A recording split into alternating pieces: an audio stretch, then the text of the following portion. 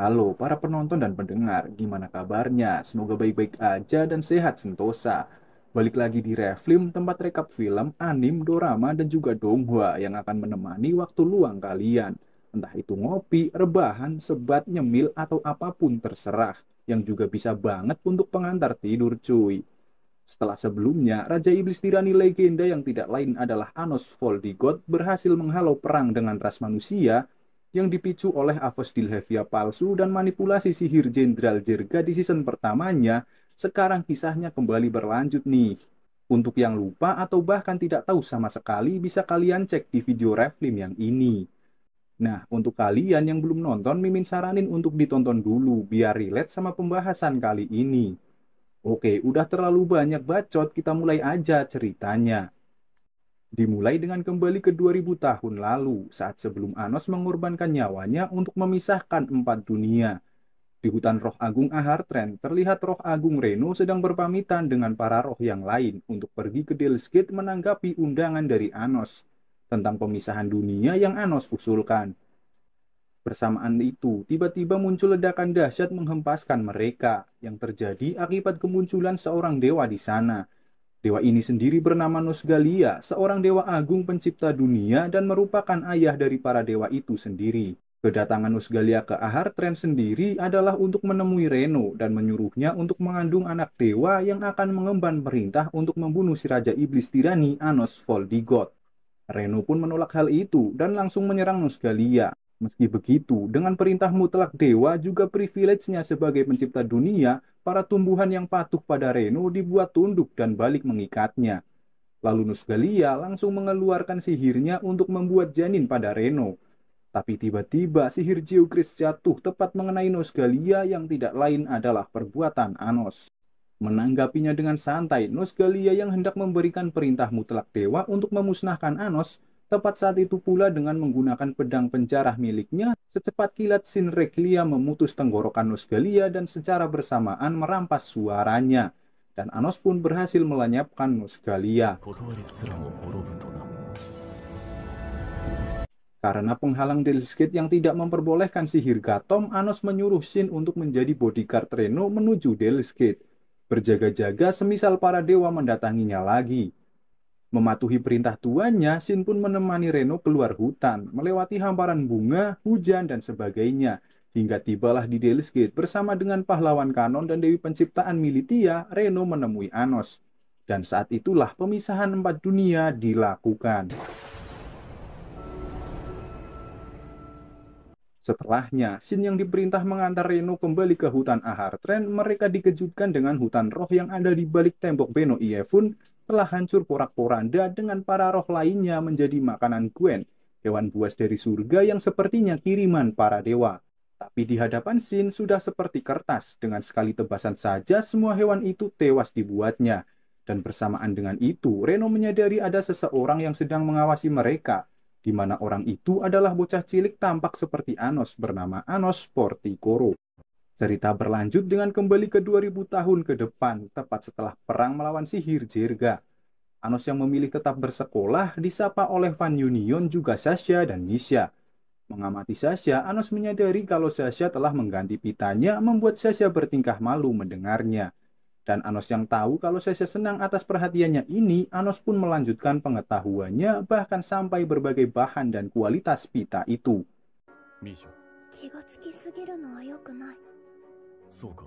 Lalu muncullah Ray dan Misa berjalan bersama, membuat yang lain menggodanya dengan diketahui kedekatan mereka berdua beberapa waktu belakangan ini. Berlanjut ke ruang kelas, masih dipimpin oleh Meno. Dia kini memperkenalkan dua siswa yang melakukan pertukaran dari Akademi Pahlawan, yaitu Eleanor dan Zesia sesuai permintaan Anos pada tujuh tetua iblis. Selanjutnya juga diperkenalkan wali kelas baru di kelas ini, di mana merupakan iblis yang telah hidup selama lebih dari 2000 tahun. Bahkan sebelum tujuh tetua iblis terlahir bernama Erdomaid Kitijon. Selain itu, Erdomed sendiri adalah salah satu dari empat raja kegelapan, seorang iblis terkuat setelah Raja Iblis Tirani. Meski begitu, para murid si paling murni yang tidak tahu kejadian di medan perang sebelumnya dan belum menyadari Raja Iblis Tirani yang asli terus-terusan memandang rendah, mau itu Anos ataupun Erdomed yang bukan berdarah murni. Setelahnya, Erdomed langsung mendeklarasikan tentang kebohongan Raja Iblis yang palsu Avostil Hevia, dan secara terang-terangan mengumumkan keaslian Anos Voldigot sebagai Raja Iblis Tirani, di mana nama Avostil Hevia sendiri diciptakan seseorang untuk menghancurkan Anos tepat setelah bereinkarnasi, di mana pernyataannya mengarah ke Jirga. Meski begitu, semua murid berseragam merah terus menentang dan menganggap Erdomed lah yang tengah berbohong. Sebelum akhirnya Erdomed menunjukkan perjanjian sihir yang sudah ditandatangani oleh seluruh 7 tetua iblis, membuat semuanya terbelalak. Menyuruh Anos untuk maju, Erdomed langsung memaksa para murid untuk berlutut dan tunduk di hadapan Raja Iblis Tirani yang asli. Tapi berbeda dengan Anos yang tidak peduli dan menyerahkan rasa kepercayaan kepada masing-masing siswa, membuat semuanya terdiam tak berani membantah. 認めたいものは認めよう。認めぬならそれでも構われ。あぐらをかきながら手に入るほど尊さというものは安くないぞ。 Di saat ini juga, Anos mengungkap identitas wali kelas di hadapannya ini yang sebenarnya tubuh dari Erdomed sendiri telah diambil alih oleh ayah para dewa Nusgalia.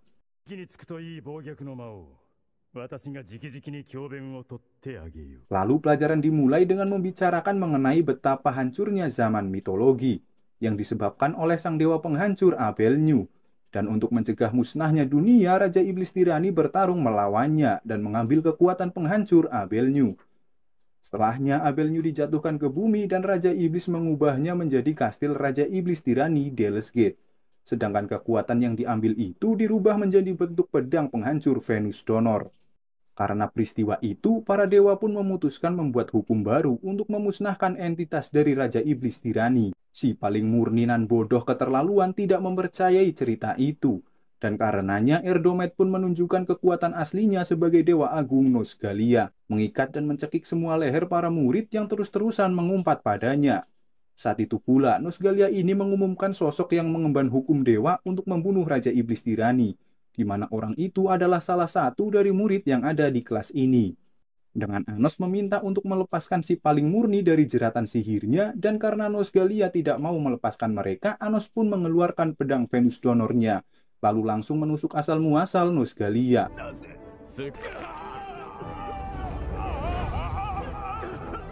Untuk mencegah musnahnya seluruh dunia setelah kematian sang pencipta, Anos kembali menghidupkan Nosgalia dengan menyisakan 1/10 dari kekuatan aslinya, dan kelas pun berlanjut. Meski terkesan aneh dengan sikapnya yang bisa bertingkah cuek setelah dihajar Anos, Eleanor mengatakan kalau para dewa memiliki tatanan hukum sendiri. Yang diperjelas Anos kalau sepertinya Nosgalia telah berjanji untuk mengajar di Akademi Iblis pada seseorang, di mana entah karena apa sedari dulu para dewa selalu menepati janji-janjinya, entah itu terhadap manusia ataupun iblis. Berfokus pada pernyataan Nosgalia mengenai keberadaan anak dewa yang akan membunuhnya, mereka semua berpencar mencoba mencari berbagai informasi tentangnya, sementara Anos berpisah untuk menemui Melhes. Tapi saat akan bergegas mencari, Eleanor mendapat telepati dari Ledriano, di mana Ledriano, Laos, dan Hein kini tengah berada di Deles Gate dan memilih menghubunginya setelah menemukan sebuah artefak aneh yang ditinggalkan oleh Jirga. Beralih ke Ray dan Misa yang tidak bisa menemukan informasi apapun membuat Misa khawatir dengan kejadian ke depannya. Karena itu, Ray mencoba menenangkannya dengan bertekad untuk melindungi Misa dan semua temannya, melakukan tugasnya sebagai seorang reinkarnasi pahlawan. Begitu juga dengan Misa yang ingin ikut bertarung bersama Ray, seorang pria yang saat ini dicintainya. Di momen ini, muncul seorang murid berseragam merah bernama Gerard Azrema, mengaku sebagai utusan ayah Misa untuk menjemputnya. Sedangkan Anos sekarang sedang meminta Van Union untuk menjadi bagian paduan suara pada acara penyambutan reinkarnasi Raja Iblis Tirani. Mengabaikan tradisi yang selalu menggunakan band profesional di setiap acara, Anos ingin menjadikan upacara penyambutan ini untuk menghancurkan gagasan superioritas garis keturunan. Dan tiba-tiba Sasha menghubungi Anos mengabarkan kalau saat ini Meno tengah diculik meninggalkan Rifes yang kini terluka setelah bertarung dengan si penculik bernama Rinka Theornes. Untung saja Rifes sempat merapalkan sihir pelacak pada Rinka, Karena itu, Sasha dan Misha pun memilih untuk mengejarnya. 私たちが行くわ。相手はおそらく2000年前の魔族だ。誰に鍛えられたと思ってるの？じゃあね。 Dan sementara Anos sendiri kini dihadapkan dengan Milhys yang mati bersimbah darah. Lalu dia pun langsung merapalkan sihir untuk menghidupkannya lagi. Tapi harus dihalangi oleh pembunuhnya bernama Ziek Ozma, salah satu bawahan dari Erdomite. Dan ternyata tubuh Erdomite sendiri tidaklah direbut, melainkan secara sukarela dia memberikannya pada Nusgalia dan bersekutu dengan 3 raja kegelapan lain. Juga bekerja sama dengan Jirga untuk menciptakan musuh baru bagi Anos, Voldigoth. Di sini Ziek menantang Anos untuk beradu kecerdasan, sembari menampilkan monitor dengan menayangkan keadaan Misha juga Rey, yang dituntun Geralt ke setengah bagian pedang yang sama dengan pedang pemberian ayah Misha di hari ulang tahunnya. Tapi ternyata tujuan Geralt sendiri adalah melaksanakan perintah dari salah satu Raja Kegelapan untuk mengambil inti atau asal-muasal milik Misha. Sementara Eleanor dan Zesia dihadapkan pemandangan kondisi dari Ledriano CS yang tergeletak dengan seluruh tubuh yang membiru akibat racun yang disebarkan oleh Zabrughazi, di mana juga salah satu bawahan Raja Kegelapan. Begitupun posisi Misha dan Sasha yang kini juga menghadapi Rinka, salah satu murid paling berbakat, dan seperti dugaan dia juga bawahan dari Raja Kegelapan. Sedangkan posisi Anos sendiri kini dia akan adu otak melawan Ziek dengan memainkan permainan benar atau salah, di mana Anos akan diberi kesempatan untuk memberi 18 pernyataan dengan jawaban benar atau salah dari Ziek. Tapi di sela 18 pernyataan itu, Ziek diberi kesempatan untuk 1 kali berbohong menjawab pernyataan Anos. Lalu memanfaatkan itu, Anos dapat menggunakannya sebagai informasi untuk mengetahui identitas si anak dewa yang akan bangkit menjadi lawannya.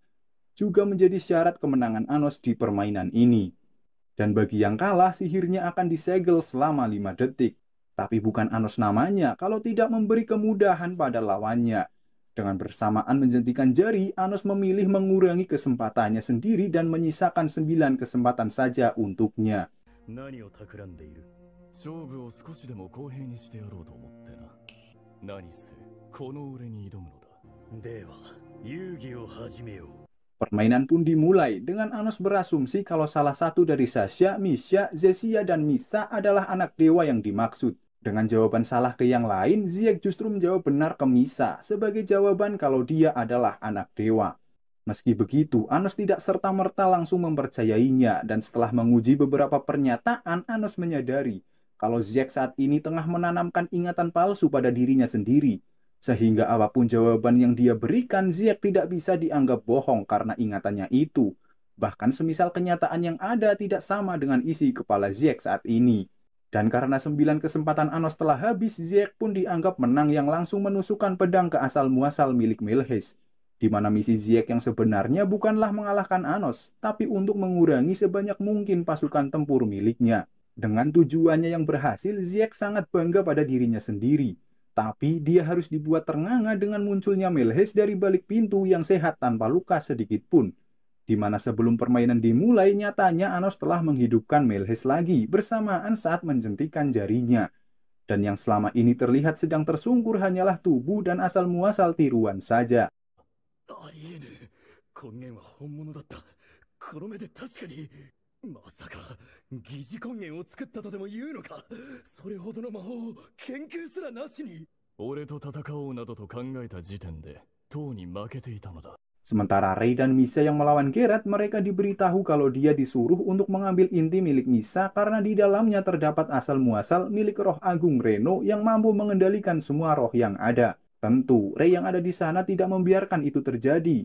Meskipun Geralt berhasil menjebak Rey dan menghancurkan asal-muasalnya, namun Geralt yang tidak tahu identitas Rey sebagai inkarnasi pahlawan, dia dibuat tak berkutik dan berakhir bunuh diri.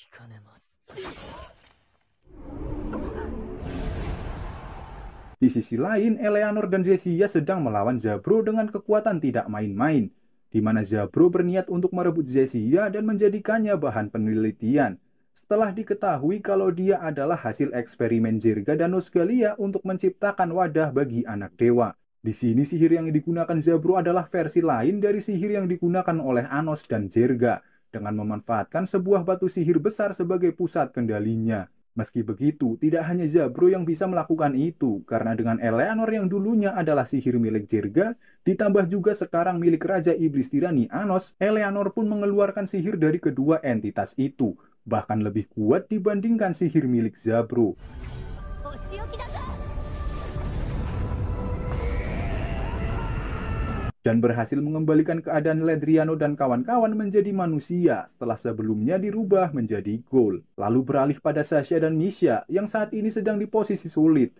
Bahkan dengan jubah sihir regenerasinya, Sasha dibuat tak berkutik oleh Rinka, menggunakan pedangnya yang akan menebas apapun sesuai kehendak penggunanya. Rinka sendiri diperintahkan tuannya untuk membunuh Misha, yang dikatakan kalau identitas dan keberadaan Misha adalah hasil campur tangan dewa. Juga karena Rinka ingin mencegah kebangkitan dari kekuatan Misha. Lalu nasib Sasha juga diterima oleh Misha, tapi tepat sebelum Rinka membunuh Misha, tiba-tiba pedang miliknya hancur di mana Misha telah merekonstruksi ulang pedang itu. Kemudian Rinka dibuat sangat terkejut dengan apa yang dilihat setelahnya, di mana dengan Delskid yang merupakan perwujudan dari Dewa Abelnyu, di sini Misha dengan mudah membuat tiruannya menggunakan sihir penciptaan. Dan Rinka pun kalah telak meninggalkan satu kalimat yang belum diketahui jawabannya. やはりお前は神の海子。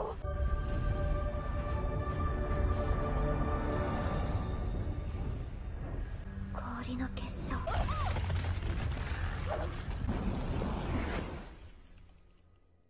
Singkat cerita, semuanya kini telah berkumpul dan saat ini pula Milhes menyampaikan pesan dari ketua aktivis penyatuan darah murni dan campuran, di mana secara mengejutkan orang itu adalah Shin Reglia.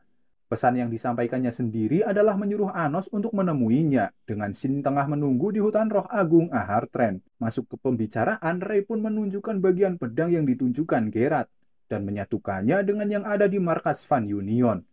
Dan terungkaplah kalau pedang itu adalah pedang penjarah yang digunakan Shin 2000 tahun lalu. Kemudian dengan berbagai informasi yang terkumpul, Anos pun berniat menuju Ahartren bersama yang lain. Lalu hari berganti, dan juga sebagai pencegahan kalau saja Nosgalia melakukan sesuatu yang tidak diinginkan, Anos pun membawanya dengan alasan melakukan ujian kunjungan ke Ahartren. Karena Ahartren sendiri yang adalah hutan roh, untuk menuju ke sana sendiri diperlukan suatu rumor mengenai hutan itu. Dan dibatasi 10 hari ke depan Anos CS disuruh untuk mencari rumor tersebut. Singkatnya, kelompok telah dibagi yang menjadikan Anos, Sasha, dan Misha berada dalam satu tim. Saat mereka sedang mencoba mencari petunjuk mengenai rumor Ahartren, mereka tak sengaja melihat seorang wanita misterius yang tengah diberlakukan semena-mena, karena terus-menerus membongkar penipuan yang dilakukan para pedagang. Selain itu, dia juga selalu membicarakan mengenai hutan roh Ahartren. Kebetulan sekali, mendengar itu Anos pun datang menolongnya dan langsung memberikan senyuman manis pada para pedagang, yang langsung menghempaskan mereka semua. Setelah itu, Anos bertanya mengenai hutan Ahartren pada si gadis misterius. Meski diketahui kalau dirinya hilang ingatan, entah mengapa si gadis bernama Rina ini memiliki ikatan dan urusan yang mengharuskannya pergi ke Ahartren. Lalu, Rina pun menceritakan rumor yang diketahuinya, di mana saat terjadi gerhana, sebuah kabut akan muncul menutupi padang rumput. Dan di dalam kabut itu tersembunyi beberapa roh bernama Titi yang bisa memandu mereka menuju Ahartren. Juga untuk membuat roh itu mau memandu ke hutan roh, mereka harus bisa membuat mereka penasaran ataupun tertawa. Mengetahui itu, Anos langsung menyuruh Misha untuk memberitahukannya pada yang lain. Dan bersamaan dengan itu, Anos menggeser bulan menutupi matahari, menciptakan gerhana secara paksa. Benar saja, di suatu padang rumput kini telah muncul sebuah kabut yang menutupinya. Setelahnya, mereka pun mencoba memberikan berbagai jokes yang begitu garing, di mana sama sekali tidak terlihat adanya tanda-tanda kemunculan roh Titi. Kemudian, para Van Union pun muncul sambil membawa suatu benda yang membuat Anos penasaran dan menanyainya. それはどうした？これはその縁起の良い名前だったのでつい。ほう、何という名だ？あのスボです。本物だよ。 Saat itu pula roh Titi yang tertarik pada benda itu muncul dengan begitu gembira, hingga mereka menyadari keberadaan Anos si Raja Iblis Tirani yang akhirnya dengan senang hati mereka memandu Anos dan kawan-kawan ke Ahartren. Lalu bergegas bersama Nosgalia yang terus tenang mengawasi. Memasuki Ahartren, Anos langsung bertanya tentang keberadaan dari Shin, tapi semua roh Titi sama sekali tidak mengetahui tentangnya. Dan di momen ini pula, roh Titi menyadari kalau si gadis misterius Rina ini sangat mirip dengan ibu para roh, Reno. Begitu juga dengan Misa di mana memiliki bau yang sama dengan Reno. Tapi sangat disayangkan setelah roh Titi mengatakan kalau roh Agung Reno telah mati sekitar 2000 tahun yang lalu. Dengan informasi dari perkelahian melawan Geralt, Misa bertanya tentang siapa ayahnya, orang yang menjadi sosok suami bagi Reno. Meski begitu, Titi menjawab kalau semua itu rahasia, sesuai perintah dari Raja Roh. Membingungkan Anos dan Rey, di mana sebelum mereka bereinkarnasi, sama sekali tidak ada makhluk yang dijuluki sebagai Raja Roh. Mencoba menemui iblis dari 2000 tahun lalu yang berada di sini, mereka dipandu menuju Akademi Roh, yang berakhir bertemu dengan para Raja Kegelapan lain, yaitu Gilisiris, Kihilam, dan Aegis.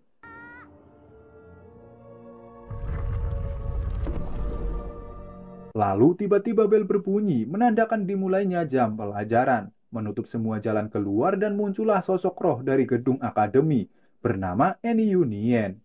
Terjebak di tempat ini, Eni Yunien akan memberikan sebuah ujian sebagai syarat untuk bisa keluar dari Akademi Roh, di mana jika ada yang gagal maka orang itu akan segera dihilangkan. Untuk tesnya sendiri akan terbagi menjadi 3 mata pelajaran. Dan jika ingin lulus, maka nilai rata-rata ujian haruslah 80 ataupun di atasnya. Dan berhak berpartisipasi ujian selanjutnya untuk menemui si Raja Roh. Meskipun tahu ketiga tesnya akan sangat sulit, Anos meminta Eni Yunien untuk menggabungkan semuanya menjadi satu saja. Kemudian Eni Yunien pun menyetujuinya dengan meningkatkan nilai yang harus diraih untuk mencapai kelulusan, yaitu sebesar 90 poin bagi Anos dan temannya, di mana ujian akan dilakukan 7 hari berikutnya. Di saat itu pula, Anos menantang Gilisiris untuk bertaruh, di mana jika Anos dan semua teman-temannya mampu lulus, maka Gilisiris akan memberitahukan nama dalang dari majikan 4 Raja Kegelapan saat ini. Sedangkan jika Anos gagal, dia akan memberikan asal-muasalnya, yang berarti nyawanya sendiri. Lalu, dengan Rina yang sepertinya memiliki banyak ingatan mengenai Ahartren, dia pun memandu yang lain ke hutan buku, untuk mempelajari semua hal mengenai roh dan juga sejarahnya. Melihat begitu banyak buku tersusun di setiap pohon, Anos mengambilnya dan secara serempak membaca semuanya sekaligus. Barulah setelahnya dia mengajari berbagai pengetahuan pada yang lain. Di sela-sela pembelajaran, Anos dibuat heran dengan adanya beberapa informasi yang sengaja disobek dari bukunya, di mana sepertinya membahas mengenai roh cinta bernama Fran.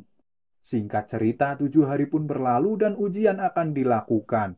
Dengan batas waktunya sendiri adalah 1 jam. Pertanyaan yang seharusnya sangat mudah sesuai dengan buku yang Anos dan lainnya pelajari, Anos merasa aneh dengan teman-temannya sedang kesulitan menjawab soal yang ada. Saat itu pula, Gilisiris memanas-manasi Anos untuk melihat soal milik temannya, memastikan apakah ada perbedaan pada setiap soal yang dibagikan. Dan tanpa ragu, Anos berdiri dan terang-terangan melihat milik temannya. Lalu Gilisiris langsung memprotes pada Eni Yunien kalau Anos telah berbuat curang. Tapi ternyata tanpa disadari Anos telah menyetorkan hasil jawaban miliknya. Dan karena itu Eni Yunien tidak menindaklanjuti perbuatan Anos. Waktu berlalu dan seluruh soal dikumpulkan. Ketika diumumkan poin dari semua orang, dengan para Raja Kegelapan mendapat poin 80-an, sedangkan Anos dan yang lain mendapat nilai sempurna.